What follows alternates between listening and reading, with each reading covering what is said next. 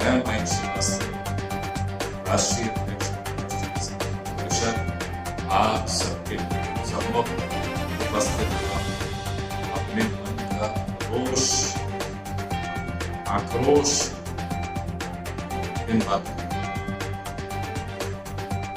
कल हमारा 72वां गणतंत्र दिवस था। सारे विश्व का हमारे भारत के राजपथ थी। हम सभी ने बड़े गौरवपूर्ण क्षणों को एक साथ आनंद से मनाने की शुरुआत की। और ये आनंद, ये उल्लास, ये राष्ट्रीय पर्व की हमारी मनोभाव किसी भी तरह परवान चढ़ते उससे पहले ही कुछ दंगाइयों ने किसानों के ट्रैक्टर मार्च की आड़ लेते हुए दिल्ली पे धावा बोला। दिल्ली त्राहिमाम कर उठी, दिल्ली जल उठी, लोग इधर उधर जान बचाकर भागने लगे।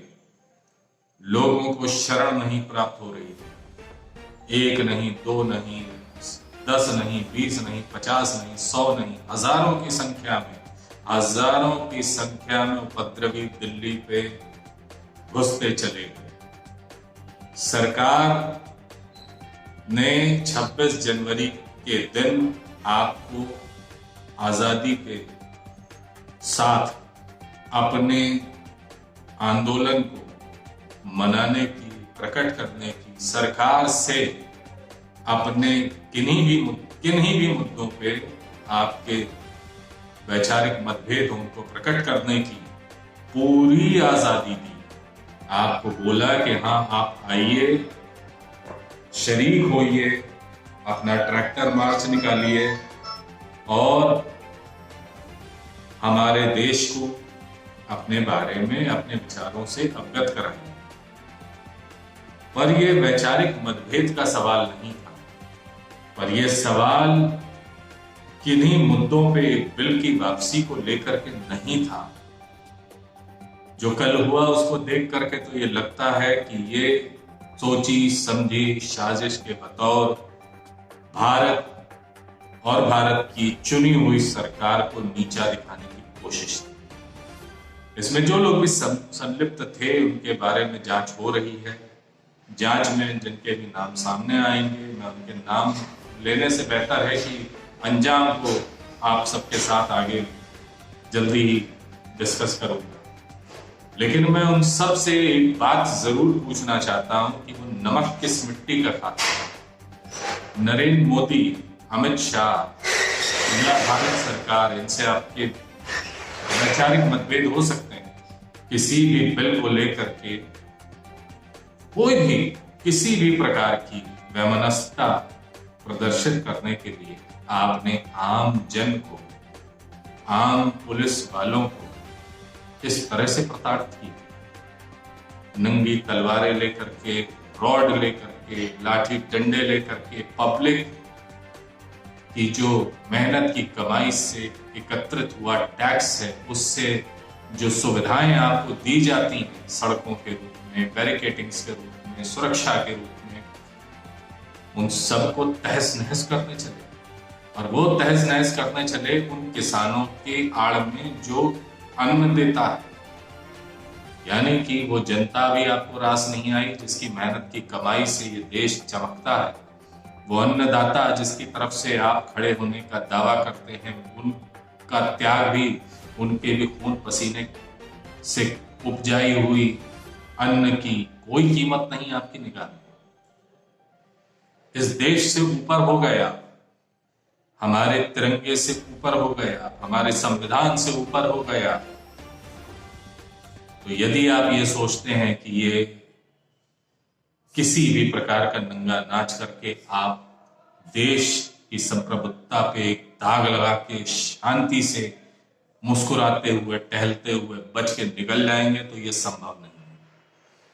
मेरे मन में जो आक्रोश है, उस आक्रोश को शब्दों में तो मैं बयान नहीं कर सकता, क्योंकि यदि वो मैंने अपने शब्दों की मर्यादा को जरा सा भी लांघा तो बहुत से लोग बहुत सारी बातें करेंगे, पर शब्दों की मर्यादा से भी आगे बढ़ गई आपकी कर्म की मर्यादा। कल आपके कर्मों ने एक मर्यादा को लांघ दिया।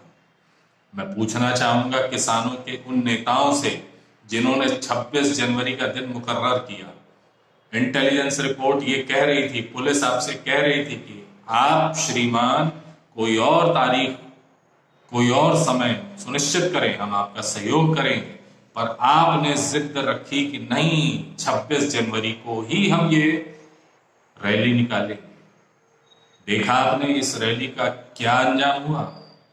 अब आप कह रहे हैं कि ये कुछ बाहरी तत्व घुस गए थे। तो मान्यवर, यही तो बात कही जा रही थी कि आपके इस नासमझी का खामियाजा देश को भुगतना पड़ेगा, और देश ने भुगता। अपनी मान सम्मान पे जो आज तक उंगली नहीं उठती थी, वो आपके द्वारा, आपके लोगों के द्वारा उठाई जाना संभव हो गया। जब आपके पास कंट्रोल नहीं था, कमांड नहीं था, आपके पास किसी भी तरह का कोई फिल्टर प्रोसेस नहीं था जिसमें आप अपने लोगों को उपद्रवियों से अलग कर पाते, तो आपने इतने बड़े आयोजन को ऐसे क्रूशियल तारीख में रखने की क्यों सोची। क्या ये शक को उत्पन्न नहीं करता कि हो सकता है some money bags are provided to you? क्योंकि देश की संप्रभुता में माननीय टिकैत जी ने कहा था ना कि हम इस पर्व को मनाने के लिए ट्रैक्टर मार्च निकाल रहे हैं। वाह, क्या खूब मनाया आपने इस पर्व को। आपके इस पर्व को मनाने का अगर ये तरीका है, तो मेरे ख्याल से एक देशद्रोही, एक गद्दार, वो शायद आपकी निगाह में आपका अपना हो। क्योंकि कर्म जैसे होते हैं, संगत वैसी ही होती है।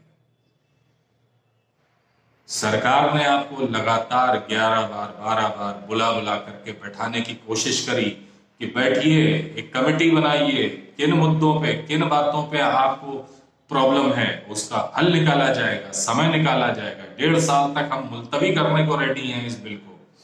बिल में खामियां हो सकती है, मैं मान सकता हूं आपकी यहां तक बात कि बिल में कोई खामी हो, कोई कुछ बिंदु छूट गए हो, तो उन बिंदुओं पे चर्चा करने की जगह आपने इस तरह के नंगे नाच को करना उचित समझा।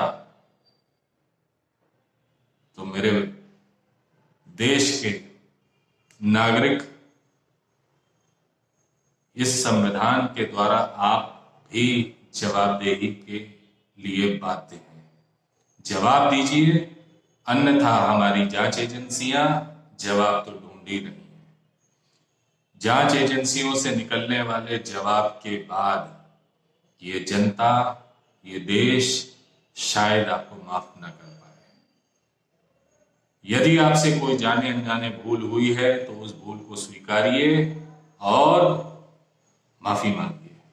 इस देश से, इस संविधान से, इस सिस्टम से, इस सरकार से शायद आपको माफी प्राप्त हो। आगे मुझे और कुछ नहीं कहना, लेकिन इस आक्रोशित मन में अभी ज्वार कम नहीं हुआ। इस ज्वार से खेलिए मत। जय हिंद, जय भारत, नमो नारायण।